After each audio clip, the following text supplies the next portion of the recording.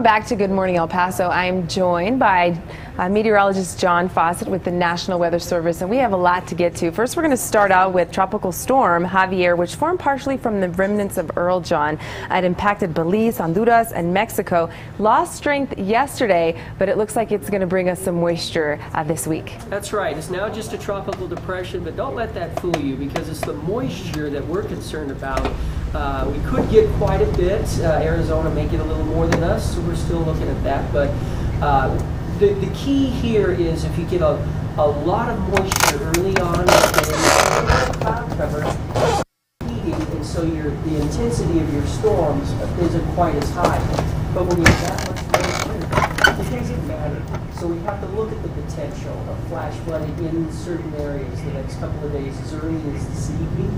And so that's what we're looking at with Javier. There's actually a part 2 at the end of the weekend and early next week, not related to Javier. So those of you who are trying to catch up on what we didn't have early in the summer, this could be your chance. We're in desperate need for most of that rainfall, but the potential for the flash flooding is really what we're focusing on, at least for the next few days. Yes, and flash flooding is not a fun thing. So yeah, when you get too much rain too quickly, some of your benefits are washed away. But yeah, flash flooding, need to be safe. And one of the issues with the flash flooding, 6 inches of water will reach the bottom of most cars, causing loss of control and possible stalling for some vehicles. So that's another issue that we worry about with flash flooding. Right. You know, the ground clearance of a lot of vehicles is low enough so that the water level acting on the bottom of the car, you get a buoyancy force.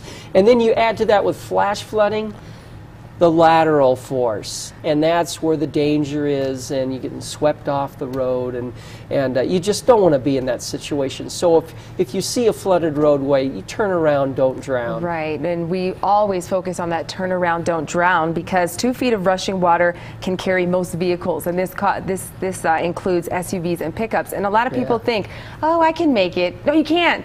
We're serious. Turn around, don't drown. We mean that when we say it. That's right. The #1 victim with flash flood fatalities is the motorist, and even more at night when you can't see what's going on nearly as easily as during the daytime. So yeah, the motorist, come on, you're not superior behind the wheel when it comes to moving water.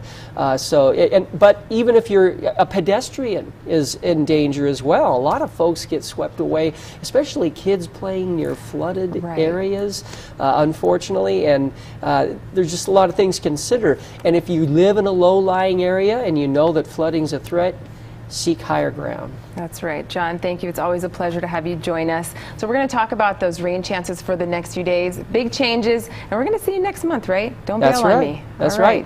See you in September. Who did that song? Never mind. I have no idea, John. You're not old enough. Okay. All right. We are going to be right back after the break.